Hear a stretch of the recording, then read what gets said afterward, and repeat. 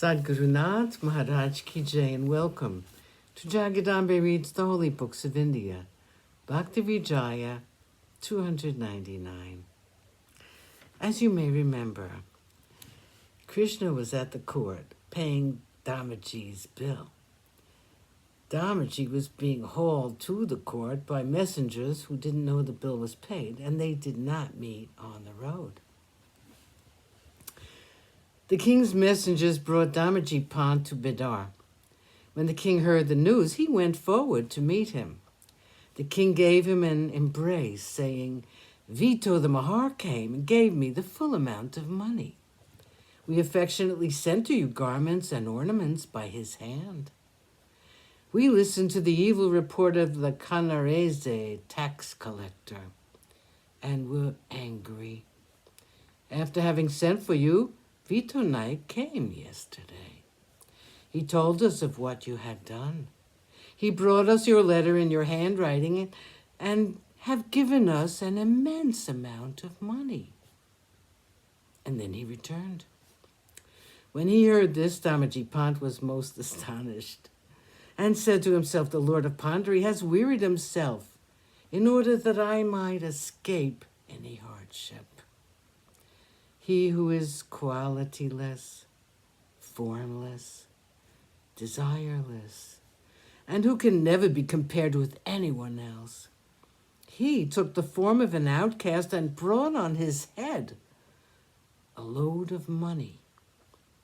Seeing the luster of his crown, 1,000,000,000 suns see their lights fade away. He, the Ancient of Days, the husband of Lakshmi, fastened a rag upon his head. He cast aside his crocodile-shaped earrings and put into his ears such earrings as are worn by outcasts. Putting aside his beautiful Kaustubh jewel, he wore in its place a mere string.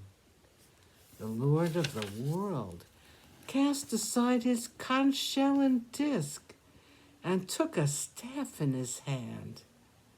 He must have removed his yellow robe and for my sake dressed in a loincloth.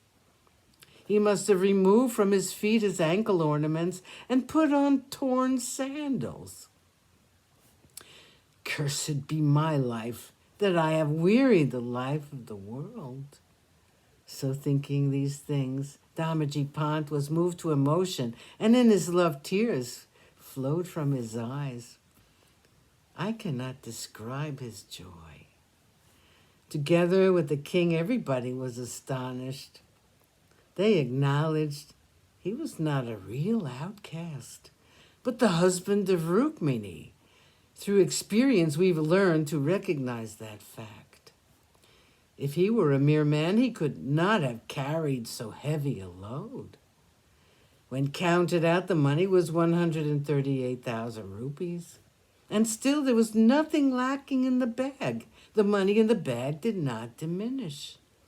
The hands of those who were counting became wearied, so they had to throw it into the king's treasury as it was. When all spoke in that way, Damaji showed great sorrow of heart, saying, "I will not again repeat that act which wearied the husband of Rukmini. In putting earrings in, if the ear drops down, then what is the need of the gold? I shall not again do that by which the life of the world is wearied." Damaji goes to live at Pandharpur. He then said to the king, "I no longer wish to work in your service. Give me permission to live in Pandharpur." The king said to him, "God has become your debtor, and through you I have met with the holder of the disc, Krishna.